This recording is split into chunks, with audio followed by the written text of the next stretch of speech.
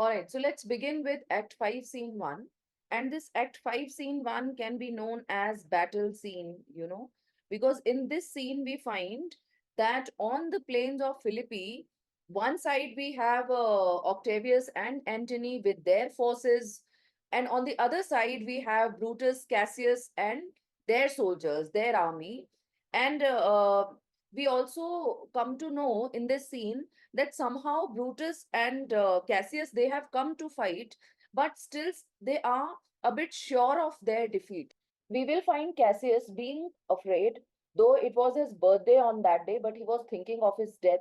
And he also speaks about some bad omens that he saw, on that day that he observed. So it shows that he's afraid. At the same time, the way they bid farewell to each other, Brutus and Cassius, they bid farewell to each other, thinking that if they lose the battle, of course, it will be a kind of, it is a kind of part taking, it is a kind of farewell that they are talking to each other for the last time. If they win, then of course it's going to be good. But somehow they are keeping this possibility in their minds that they will be defeated. Okay, so let's continue with the explanation of the scene. So as you can see here, the scene takes place at the plains of Philippi. We already know, Brutus and Cassius, they had a discussion that whether they should remain there at Sardis or they should move ahead towards Philippi, where Antony and Octavius were coming with their armies. Now, Sardis is a kind of hilly area, you can say. Okay, so here we find Octavius, Antony, and their army. So already we have Octavius and Antony and their army here at the scene. So Octavius says, "Now, Antony, our hopes are answered, our hopes are realized. You said the enemy would not come, but keep the hills and upper regions. You said that enemy would not come here to the plains, to Philippi, and they would keep themselves, they would remain in the hills and upper regions. It proves not so, but it doesn't prove like that. Their battles are at hand. Their battles, their battalions are nearby. They mean to warn us at Philippi here. They mean to challenge us at Philippi here, answering before we do demand of them.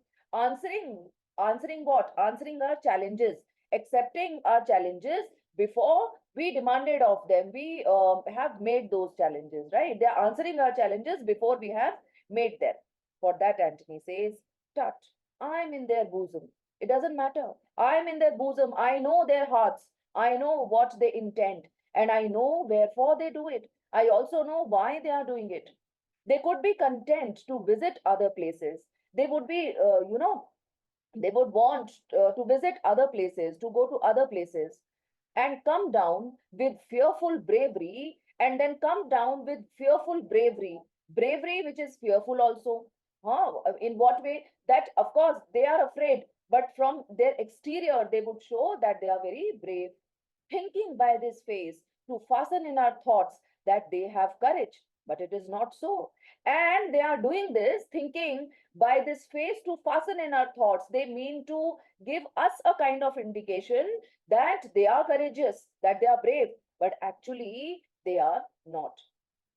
At that moment only, a messenger enters the stage, and messenger says, "Prepare you, generals. Generals, be prepared. The enemy comes on in gallant show, in a splendid show. The enemy comes in a splendid way. Their bloody sign of battle, bloody sign here means their red flags of battle is hung out, and something to be done immediately. And we have to do something immediately, means we should be ready to fight." For that, Antony says, "Octavius, lead your battle softly on upon the left head of the even field. Take your battalion towards the left hand of the even field," means the battlefield. He wants Octavius to attack from the left hand. But then Octavius says, "Upon the right hand I keep, thou the left. It's better that I keep the right hand and you keep the left hand." Antony says, "Why do you cross me in this exigent? Why do you oppose me? Why are you turning against me in this exigent? Exigent is the crucial time." For that, Octavius says, "I do not cross you, but I will do so. I am not opposing you, but I will do that only. And then they start marching. Now, suddenly there is the sound of drum, because Brutus, Cassius, and their army also enter over there. Lucius, Titinus, Messala, and others are there with them. So Brutus says, they stand and would have parley. Parley means discussion. Now you see, both the armies are there facing each other, but of course there is a distance between them. And after looking at the enemy, Brutus says that they stand, they stop, and would have discussion. I think they want to have a discussion. Cassius says, stand fast, Titinus. We must out and talk. We must stand fast, stand firmly. We must go forth and talk to them. For that, Octavius says, Mark Antony, shall we give sign of battle? Shall we give sign of battle? Means, should we give a sign that the battle has to begin? For that, Antony says, no, Caesar, we will answer on their charge.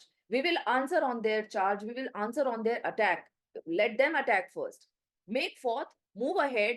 The generals would have some words. I think the generals would have some sort of discussion. So Octavius says, stir not until the signal. Let us not move until the signal comes from there. So Brutus gives the signal. Brutus says, words before blows. Is it so, countrymen?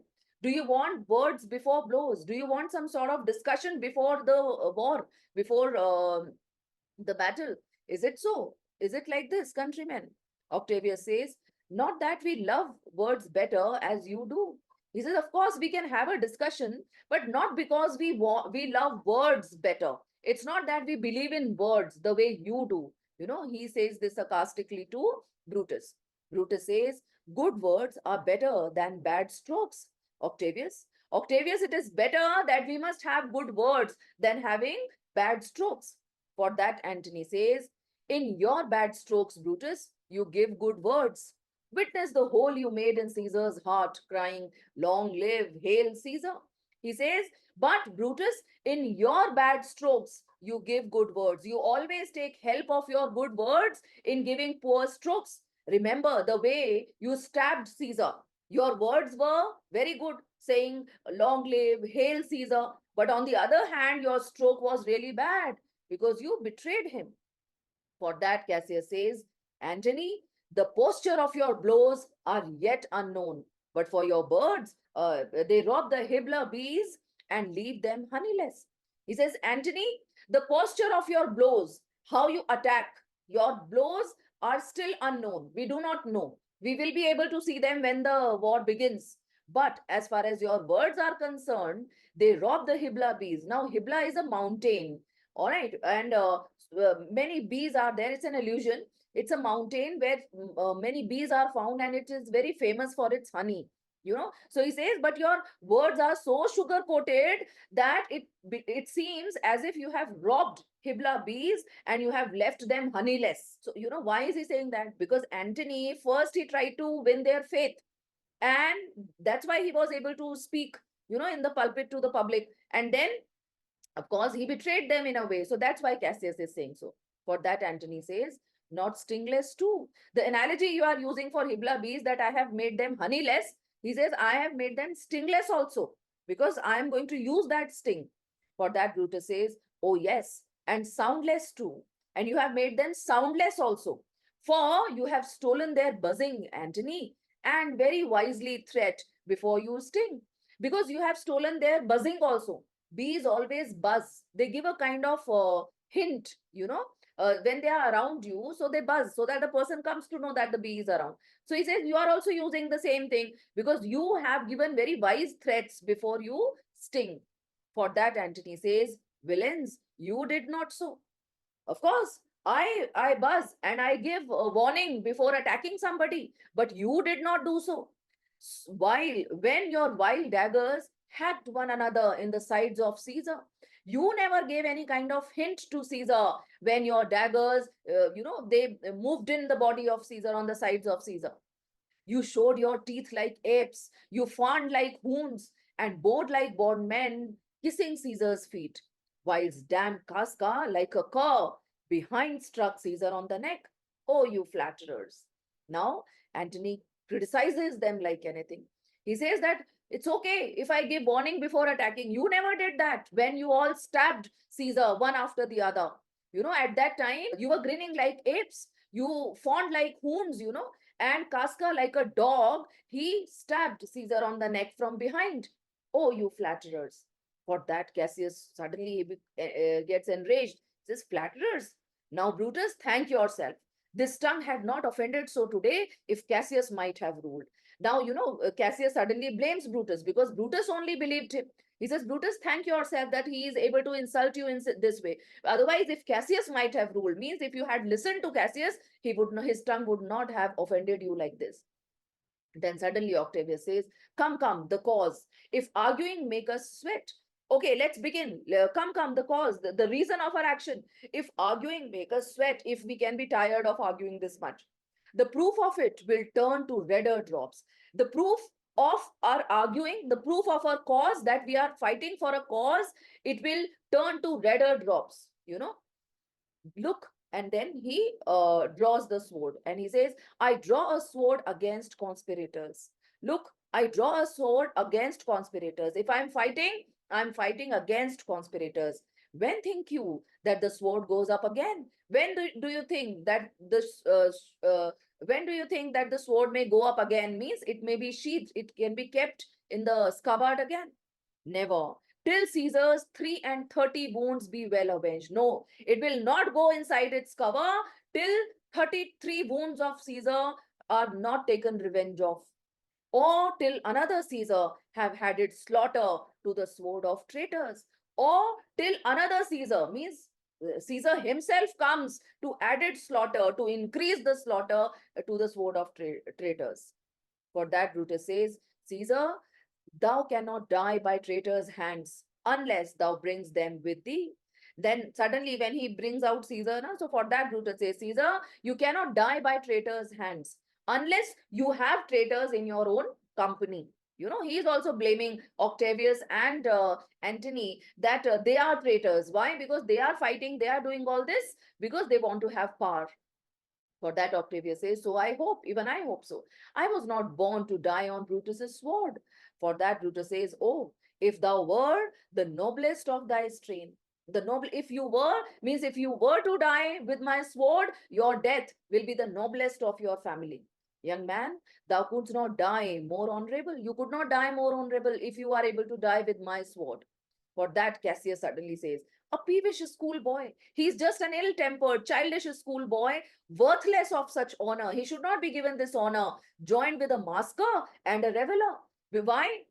Is he calling him childish? Because he has made allies with a masker. He is calling Antony, a masker who wears a mask at night and reveler and do merrymaking.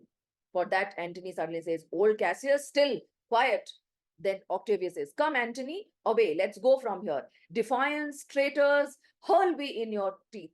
We defy and challenge you, traitors, hurl we in your teeth. If you dare fight today, come to the field. If not, when you have stomachs, when you have appetite, when you have courage to fight, then you should come. He says, if you dare to fight today, come to the field, to the battlefield. And if you don't dare, then please come when you have courage enough to fight. And then Octavius and Antony and their army, they go from there because they do not want to get themselves indulged in any sort of further argument with them, because it is decided that now they are going to fight. Now you see Cassius, so they leave from there at that time. Now only Cassius, Brutus and their army, their people are there, right? So Cassius says, why now blow wind, swell below and swim bark. The storm is up and all is on the hazard. Now he says, now whatever happens, wind blows, make the swell below, may the waves rise, and swim bark and let the ship sail.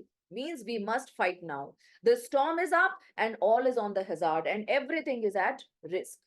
So Brutus, he calls Lucius. He says, oh, Lucius, hark, listen, a word with you. I want to have some sort of discussion with you.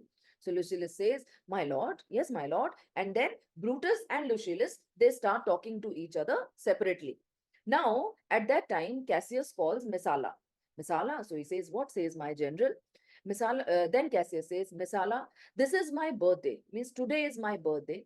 As this very day was Cassius born. It's my birthday because I was born on this day only.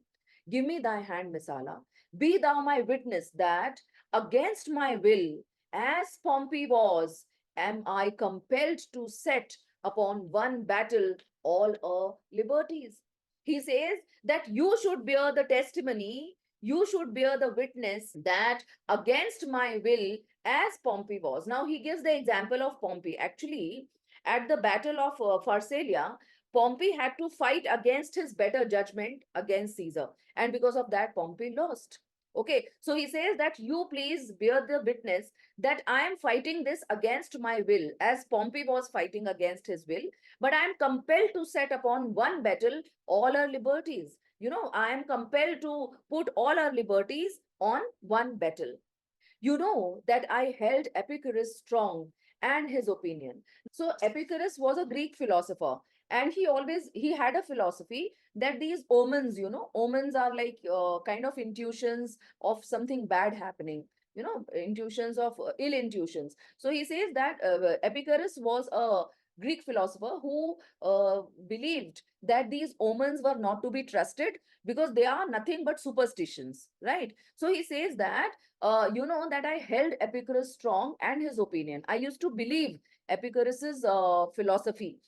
Now I change my mind, but now I change my mind and partly credit things that do presage. Presage means foretell the future. He says partly credit thing. I partially believe the things that tell future. All right. I partially believe the omens now coming from Sardis. And then he talks about these omens. He says, coming from Sardis, when we were coming from Sardis, so on a former ensign, means on our foremost standard, two mighty eagles fell. Suddenly, two mighty eagles alighted on a former standard. And there they perched, gorging and feeding from a soldier's hands. And they sat there, gorging and feeding from the hands of our soldiers. They were eating from the hands of our soldiers who to Philippi here consorted us. And they all consorted, means accompanied us to Philippi here. They came with us till here. Okay.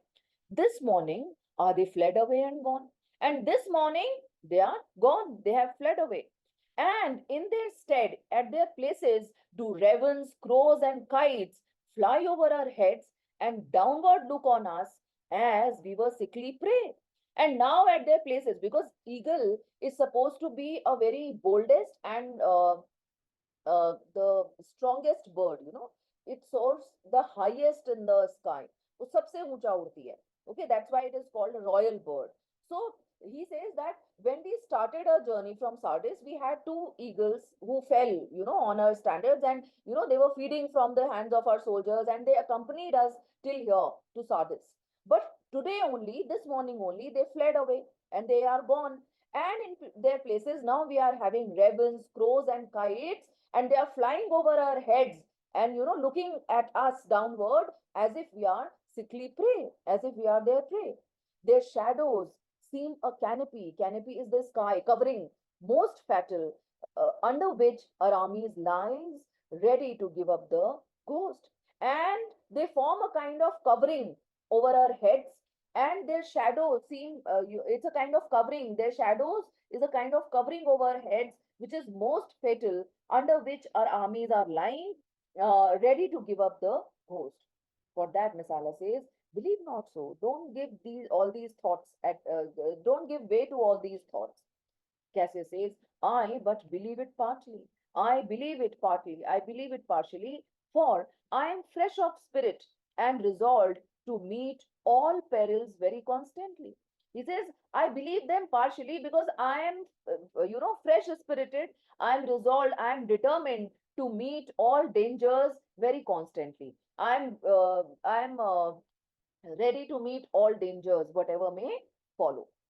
At that time only, Brutus must have finished talking to Lucius. He said, even so, Lucius. And then suddenly Cassius says, now, most noble Brutus, the gods today stand friendly that we may, lovers in peace, lead on our days to age. Cassius here says, the gods today stand friendly. Gods will be favoring us. They will be friendly with us. They'll be favoring us if if we may lovers in peace, if we may be friends in peace, and we lead on our days to age, and if we are able to live to old age, because there it is just a possibility. But since the affairs of men rest still uncertain, let's reason with the worst that may befall. He says, but since what is there in our future, menly affairs are always uncertain. Future is uncertain, so what is going to happen with men, that is also uncertain. He says, let's reason with the worst that may befall. So let's reason. We should discuss the worst thing that can happen with us. If we do lose this battle, then is this the very last time we shall speak together? Uh, what are you then determined to do? He says that if we lose this battle, then this is the last time we are getting the opportunity to speak to each other. All right. So he is asking Brutus that let us decide what we have to do. If we lose the battle, then what are we supposed to do? For that, Brutus says, even by the rule of that philosophy, by which I did blame Cato for the death which he did give himself. Now, Cato actually committed suicide. You know, Cato was Portia's father. We came to know about him also. So he says that I will act by the philosophy of Stoicism, which made me go against Cato for committing suicide. All right. I know not how, but I do find it cowardly and vile. He says, actually, Cato fought against Caesar on Pompey's side. All right. So he killed himself to avoid being captured by Caesar. So Stoicism taught that men should bear all the suffering and patience and courage. According to Stoicism, suicide is a cowardly act. Okay. So Brutus says that I believe in Stoicism because I always opposed Cato for committing suicide. Okay, so he says, I know not how, but I do find it cowardly and vile. For fear of what might fall, सिर्फ ये डर के कि अभी मेरे साथ क्या होगा, so to prevent the time of life, arming myself with patience to stay the providence of some high powers that govern us below. He says that if we lose the battle, I'm not going to behave the way Cato behaved. And whatever fall on us, he says, I'll arm myself with patience. I'll be patient enough and I will seek God's providence. I will seek divine's providence, some high powers to govern us below. Then Cassius says, then if we lose this battle, you are contented to be led in triumph through the streets of Rome. So he says that do you mean that if we lose this battle, you will be satisfied if you are taken as a slave. You will be satisfied if you are led, if you are taken as a slave through the streets of Rome. For that, Brutus says, no, Cassius, no, think not, thou noble Roman, that ever Brutus will go bound to Rome. He bears too great a mind. Do not think that I will ever go to Rome as a prisoner. All right. He bears too great a mind. But this same day must end that work the ides of March begin.